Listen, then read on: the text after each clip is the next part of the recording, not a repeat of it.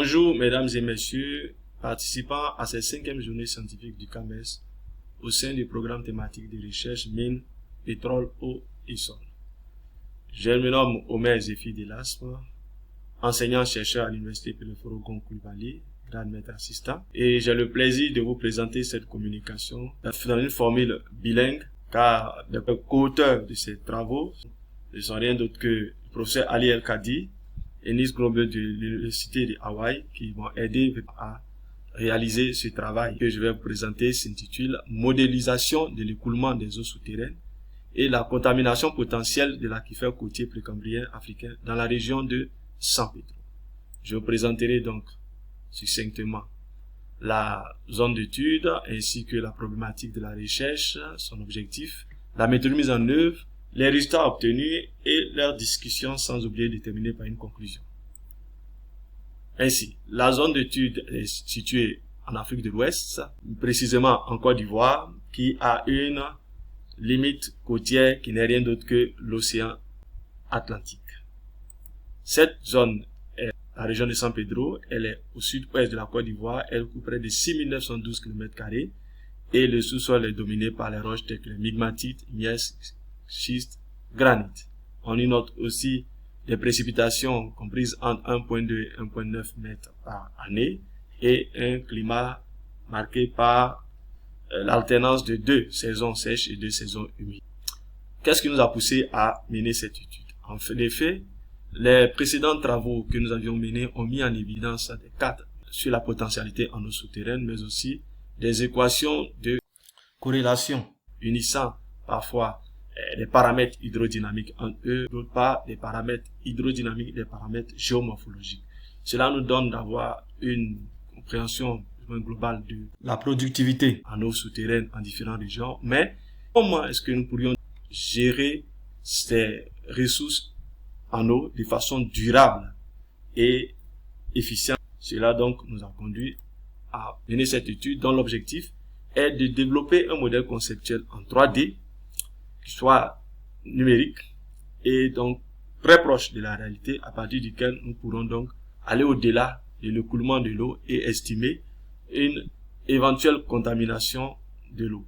La méthodologie de mise en œuvre s'appuie donc sur les images satellites, une carte géologique. Nous avons besoin donc des profils de ces forages, des résultats d'essais de pompage aussi et surtout le logiciel GMS qui est équipé donc de modules ModeFlow et ModeFab, sans oublier les résultats d'investigation, à savoir les sondages électriques.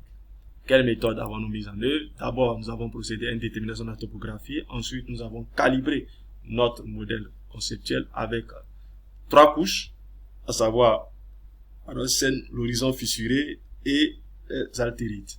Puis, nous avons aussi considéré la relation de Gibbon et Hesbeck qui définit donc la limite entre l'interface eau salée eau douce, et nous avons considéré aussi dans le cadre de la calibration l'anisotropie verticale de la conductivité hydraulique.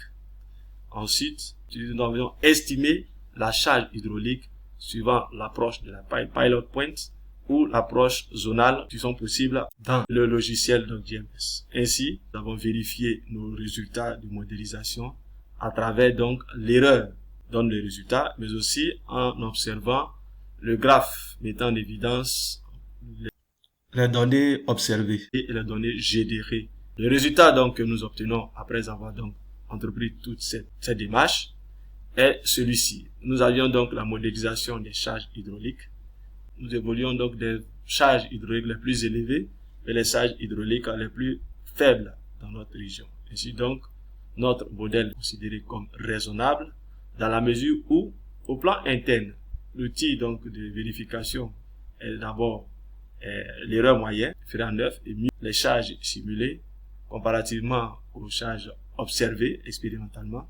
On voit bien dire que ces données-là s'alignent toutes autour d'une ligne et la première bisectrice dans un diagramme cartésien.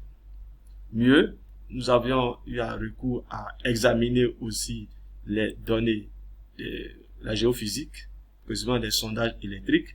Ainsi donc, nous procédons à une comparaison de savoir de la position que nous pouvons trouver donc une nappe. Selon la géophysique les résultats d'interprétation nous donnent par exemple au nord, dans la localité de Twi, considérant donc la topographie, qu'une nappe pourrait être trouvée, une arrivée d'eau serait possible de trouver donc à 15 mètres de profondeur.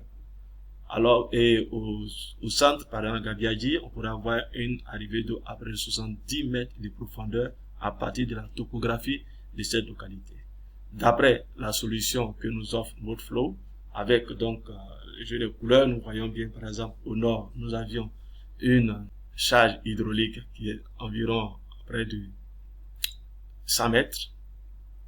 Alors, là où nous avons environ près de 100 mètres comme charge hydraulique, lorsque nous comparons donc le niveau, l'altitude à la localité de Twi, moins la charge hydraulique, effectivement, nous remarquons que la nappe, il y a une arrivée d'eau qui est donc possible, une nappe qui est présente à 17 mètres, soit un écart de 2 mètres par rapport au résultat que nous donne la géophysique. Et de même, au niveau de Gabiadji, nous regardons qu'il y a deux centres, nous sommes dans le bleu foncé, où nous avons environ près de 70 mètres comme charge hydraulique par rapport au niveau zéro de la mer.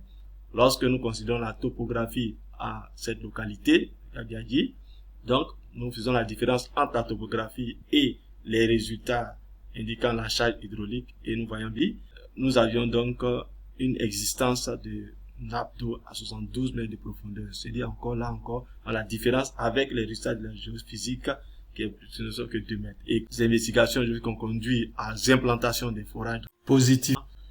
Cela dit, notre modèle est vraiment raisonnable et nous pouvons l'utiliser pour d'autres applications, notamment l'estimation d'une contamination potentielle.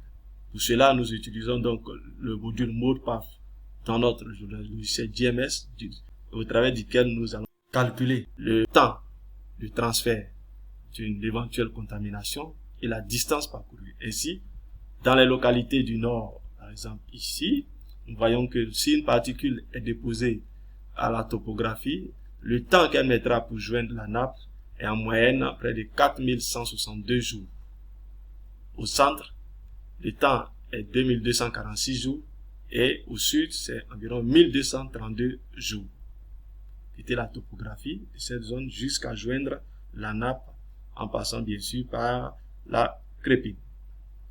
Concernant la distance parcourue, nous voyons ici au nord, la distance moyenne est environ 330 mètres que parcourt la particule par les chemins de l'eau.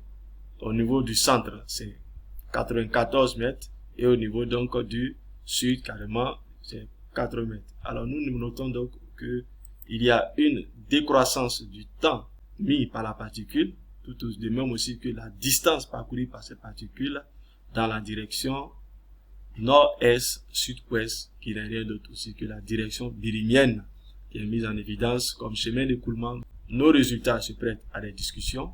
De Wandel et Hall recommandent aussi de ne pas aller au-delà de 3 couches lorsque nous sommes en train de faire une modélisation conceptuelle d'un aquifère, des socles surtout.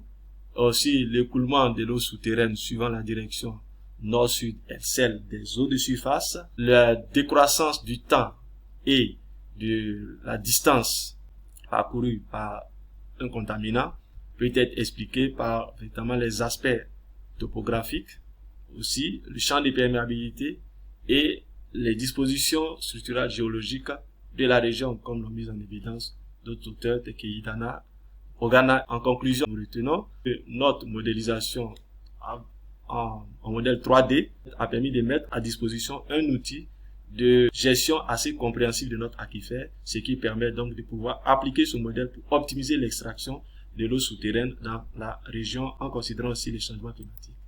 Enfin, nous vous disons merci pour cette attention. Nous mettons à votre disposition pour répondre à toute forme de questions. Je vous remercie.